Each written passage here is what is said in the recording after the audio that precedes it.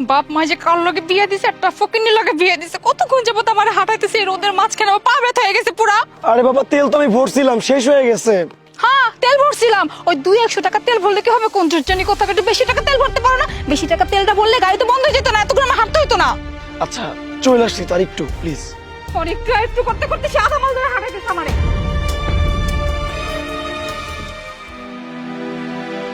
কেমন না, কোনো সমস্যা? গাড়ি নষ্ট হয়ে গেছে, হেল্প লাগবে? না না স্যার, গাড়ি নষ্ট হয় নাই, তেল শেষ হয়ে গিয়েছে স্যার, কোনো সাহায্য লাগবে না, চলো। আরে হেল্প লাগবে? আরে তুমি হয়তো পায়ে হেঁটে কষ্ট করে যাবা, ভাবে কি কষ্ট করবে? ভাবিকে আমি লিফট দেই। এই শুনো না, হ্যাঁ তো ঠিকই কইছে। অনেকক্ষণ ধরে হাঁটতেছে, আমার পাটা পিষে ব্যথা হয়ে গেছে, আমি আর হাঁটতে পারবো না। এক কাম করি, আমি এই ভাইয়ের লগে আমি গাড়িতে করে যাই, আর তুমি এই ব্যাগটা টানতে দেয় পড়ো।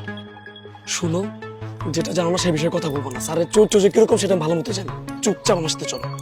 না না স্যার, কোনো সাহায্য দরকার নেই। আর তাছাড়া স্যার, আমার বউ কারোর সাথে এভাবে বাসায় যাবে, আমি এটা সহ্য করতে পারবো না স্যার। ও আমার সাথেই যাবে, আপনি যান স্যার। ঠিক আছে, চলো।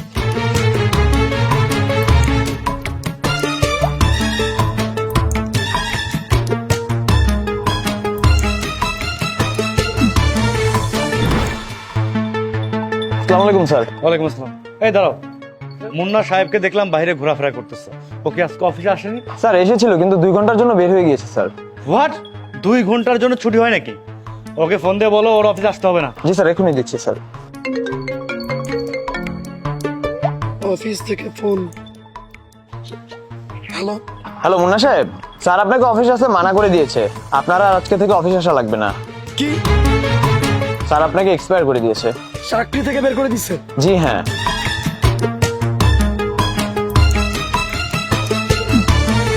ওকে যাও। কি হয়েছে? তোমাকে তো আমি আগেই বলছিলাম যে আমার বসটা ভালো না, তোমাকে গাড়িতে উঠতে দিনে বলে চাকরি থেকে বের করে দিচ্ছে আমাকে। ওরে তো আজকে আমি দেখিনি, আমি যাচ্ছি। এই কই যেতেছো? শুনো, মেজাজটা খারাপ করে গেল, গাল্লা জানি কি করে। এই যে পেঁয়াজের ঠেলায় ফোনটা পর্যন্ত রেখে গেছে গা।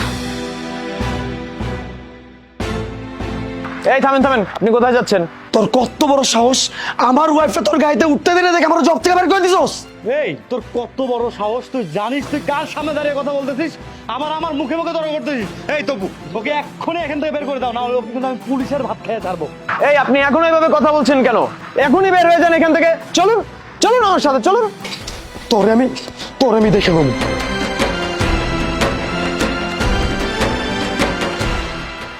এক কাজ করি,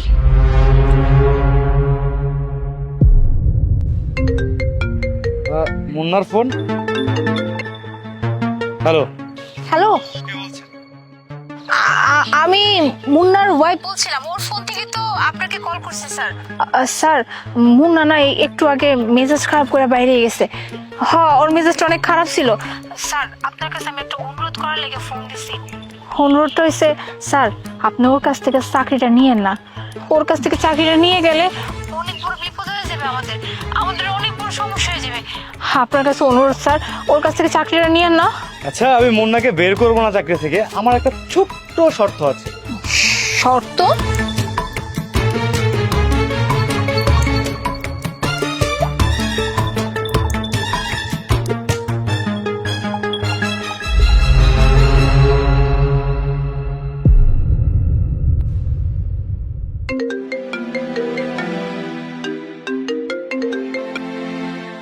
হ্যালো। মুন্না সাহেব কি অবস্থা? আপনার বউকে তো দেখলাম স্যারের গাড়িতে উঠতে এই মাত্র। আরে আশ্চর্য, আপনি কি বলছেন? আমার ওয়াইফ এই টাইপের না। আচ্ছা ঠিক আছে, হোয়াটসঅ্যাপ চেক করুন, ভিডিও পাঠাচ্ছি।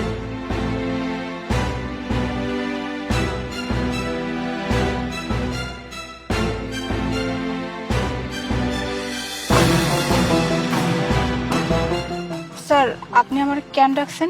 আমি কি চাই তুমি সেটা বোঝো না? স্যার দেখেন, আপনি আমার ডাকছেন বিদে আমি এখানে চলে এসেছি, কিন্তু স্যার আপনি যদি আমার কিছু কন বা আমার কাছ থেকে কিছু চান, আমার দ্বারা কিন্তু সম্ভব না।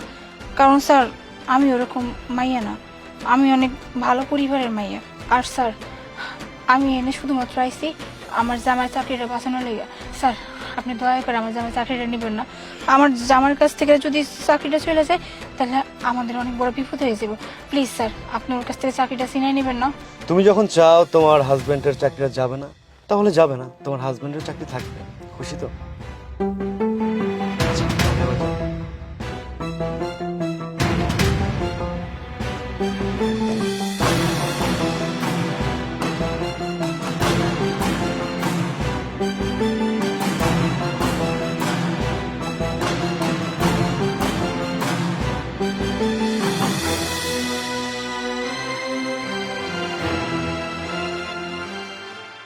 তুমি এখানে ভালো হয়েছে তোমার এখানে পাইয়া। শুনো না, একটা সুখবর আছে, তোমার চাকরিটা যায় না, তোমার চাকরিটা আছে। তোর মতো লোভী মানুষটা আমি জীবনে দিই নাই যে টাকার জন্য এত নিচে নামতে পারে। আরে কি হয়েছে, কি কইতেছো তুমি এসব? এত কিছু বোঝার দরকার নাই, আজকের পর থেকে তোর সাথে আমার কোনো সম্পর্ক নাই। এই শোনো, এই কই যেতেছে, কি কই গেল আমার?